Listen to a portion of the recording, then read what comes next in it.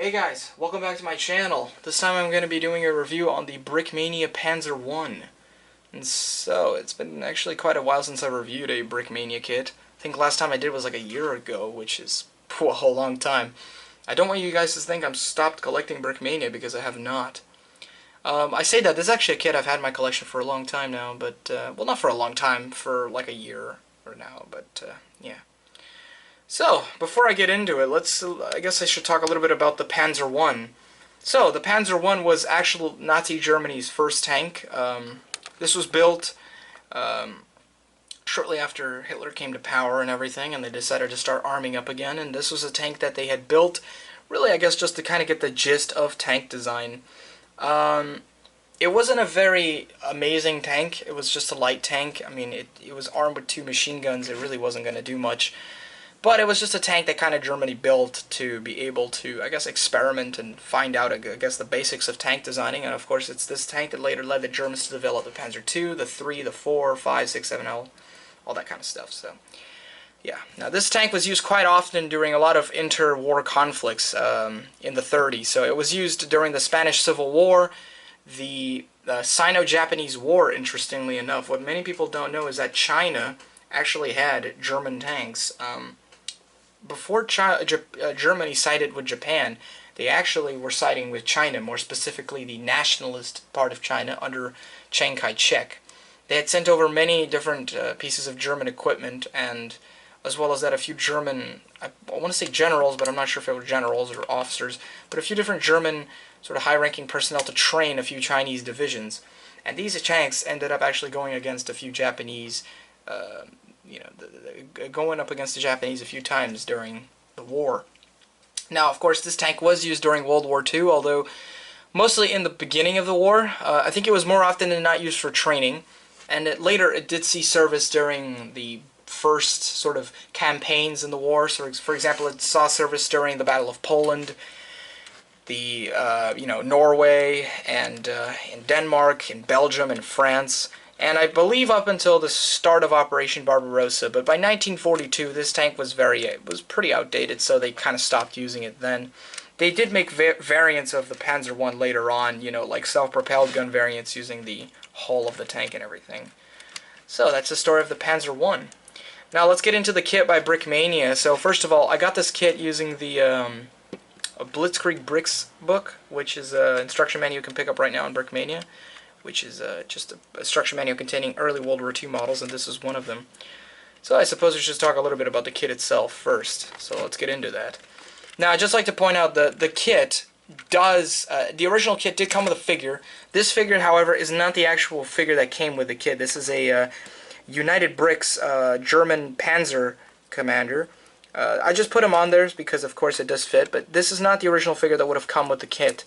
Instead, it was that sort of classic Brickmania German tanker, which, came in a lot of their old kits, and I believe it still actually does to this point. Well, actually no, nowadays Brickmania has all these really, really fancy figures, but yeah. Still, that's something to take note. This kit originally retailed for $100 and something. Of course I didn't pay that, I paid much less because I got it in instruction books, haha. So, yeah, I suppose we should talk about the just general features of the tank, so let's get into that. So, starting out with the design of the kit, I think this kit looks fantastic. It looks really, really good. It looks exactly like the Panzer I. The designer of this kit was Yitzi, which made a lot of great kits on Brickmania. He's an ex-Brickmania designer. He made a lot of very, very good kits at the time. I also believe he made the A7V, which is like one of my favorite Brickmania kits at the time. Of all time, rather. So, yeah, very, very good tank. I think he managed to capture the design and the proportions of the Panzer I very well, although you might realize something. This tank is a little too big. It's not super massive, but it is a little bigger than it should be. I think it should be up until here, where my hand is right now. It is a little taller than that, and also a little wider. Now, normally, I'm not a huge fan of I'm not a huge fan of how should I say this, of inaccurate size on the tanks and stuff. Like, it depends, really. And on this case, I can kind of see why they did that. This isn't so bad. I mean, if you've seen the Kobe Panzer I, that thing is ridiculous. It's the size of a Panzer III. This is still a small tank. Even though it is a little bigger than it should be, I don't think it's as bad, because if you pair it up next to other German tanks, it's still a small tank. You know, it still doesn't look super giant. So I think given the size disparity, it's not super bad. And also, you know, I think with tanks this small, it's kind of something to expect, because of the fact that, well, you know, they kind of decided, I guess, to go in with more detail instead of size accuracy. I still don't think it's horrible, though. We will get later into the size comparison, and we will see exactly how it is. And I know it's a bit hypocritical of me to kind of brush stuff, because, like, for example, when I review Kobe kits, one of the main things I complain about is the size disparity. But I think here it's a bit of an exception, and with Kobe as well. It really depends on what model you're making, and the Panzer I is a fairly small tank, so making a Lego model of that that's high in detail and size accurate is kind of difficult, so I'm kind of glad that they ended up coming up with this compromise. And unlike Kobe, Brickmania, you know, they don't, you know, make all their kits out of scale, where, you know, it's more of an exception than anything to see something out of scale from Brickmania. So it's good that, you know, it's not the norm, I suppose. But I don't know. I find the size of this tank to be okay. You know, it's not the worst thing in the world, and I think, you know, it's acceptable. But it's just something to keep in mind. You know, if you're like a super, you know, like, I guess, historically, you know, accurate nut. I am also, but I guess to this point, I don't think it's as bad.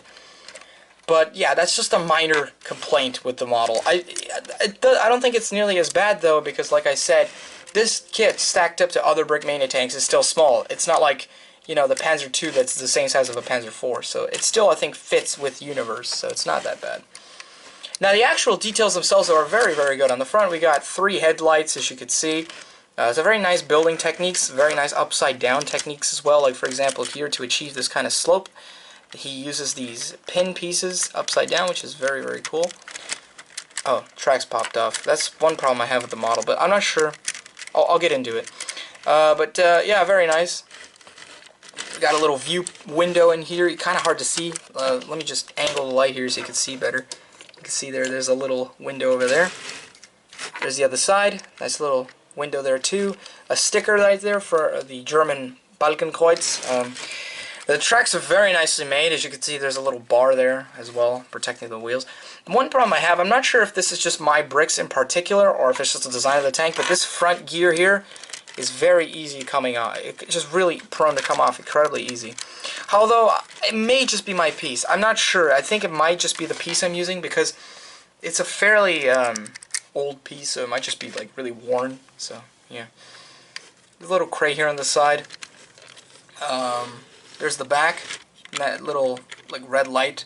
This does something really cool, which I'll get into later. And then here's a shovel on the side of the tank. This is what the top part of it looks like. Excuse the dust, by the way. Should have cleaned this. And there's the turret, which is very, very small. I mean, this turret is literally like a freaking brick thin, basically. Let me just move the camera a little higher up so you can see it. But yeah, the turret is a brick thin, which is very accurate. You know, it was a very thin turret. Now, these 2 barrels, as you can see, these are supposed to be flex tubing pieces or flex hoses. I just took a Lego lightsaber hilt and I broke it in half and put it on there. And I might replace these eventually with actual Brick Arms MG34 barrels. Now, the actual turret itself does spin, although it's kind of restricted. And I'm going to get into that why. You can kind of just turn it from this side to, you know, side to side, not really all the way around super easily.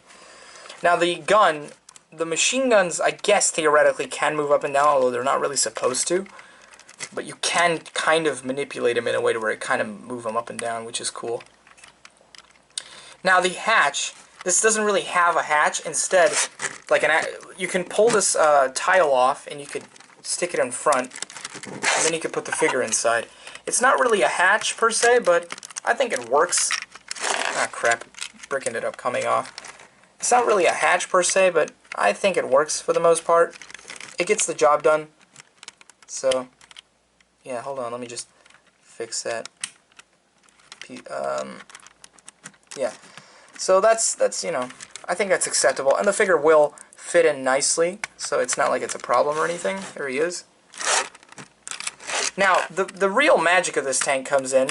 You can actually pull this piece off, revealing some fairly complicated little Technic, well, not fairly complicated, very simple little Technic gear system. And the track's pucked off. Let's just leave it at that. Now, you can see there's a gear down here, which means that if you align things properly, hold on a minute, you are able to, let me just fix the tracks here. Oh my god, everything's falling apart. Hold on. Alright, sorry about that. So, you're able to, this little knob here at the back, if you pull this out, you can actually control the turret by twisting it, which is really, really cool. I find that an awesome play feature. And you can turn the turret all the way around, which is very neat. So I really like that play feature because, you know, this tank is, I mean, there's not much going on with it. So I like how Yitzy ended up adding that in to kind of add a little bit more flavor to this tank. It's really, really cool. Now, of course, it does restrict the turret from turning, but if you would like to just kind of have a free turning turret, you could just kind of, you know, pull, you know, you could just basically pull this off and, you know, you have a freely rotating turret. So it's not like the worst thing ever. So it's really, really cool. I love that feature. I think for that reason it makes this kit a lot more special than it should be because, well, it just adds in a little extra play value. So that's really, really cool. That really is all there is to this tank. I mean, it's a very small tank. There isn't much to show, but I think given what it is, it's pretty impressive. So let's get into the size comparison and then my final thoughts. So I'm going to be comparing this tank to some of my smaller tanks in the collection I have at hand. Here it is next to my World War I French Renault FT-17 tank. They're actually about the same size. Actually, never mind. The Renault is a little bit taller, but they're around the same length. This tank is a little bit wider, though. But yeah, they're pretty cool. Of course, you know, they have something in common in that they're very small tanks. But yeah, pretty awesome. I like these a lot. So yeah. And here it is next to another German vehicle. This is the Blue Bricks Martyr 3. You can see how they stack up. Martyr 3 is just a little bit wider. They are around the same. Of course, the Martyr 3 is a little bit taller too, and a little longer. But they're around the same, roughly around the same size, which is, you know, pretty cool. So, like that. And finally, here it is next to another Brickmania kit. Here is next to the World War II Japanese Type 97 Shinhodo Chiha. You can see that they're around the same. This one's a little wider, but they're around the same width. Actually, they're exactly the same height, except of course with the minifigure it makes it look a lot taller. But yeah, very, very cool. So I do think that this tank stacks up relatively nicely, and like I said, it's not that big of a deal. I mean, you know, even though it is a little bigger than it should be, it's not that big of a problem. I mean, most Lego tanks anyways are fairly like out of scale because most Lego, it's very difficult to make something that's like really fully on scale with a minifigure because minifigures have sort of, you know, weird proportions and stuff, so it's a little harder. I think given the actual disparity itself, it's not like horrible, so, you know, I think it's fine. And you know, in a way, I think it's a little bit more acceptable given that this is a very small tank in real life and they wanted to add a little bit more play features, which I think is cool. So that's something commendable, although something is to watch out for. But that's pretty much all I have to say about the Brickmania Panzer I. I mean, it really isn't that, like, there isn't that much wrong with it. It's a fairly good tank. You know, if you're looking for a Panzer I, then this is a great bet. You can pick it up using the Blitzkrieg Bricks book that Brickmania made. Now, if you want to pick up this kit brand new on the box, good luck. You ain't going to find it anywhere, pal, because, well, out-of-production Brickmania kits are extremely hard to find, especially like white box era stuff, and this is no exception.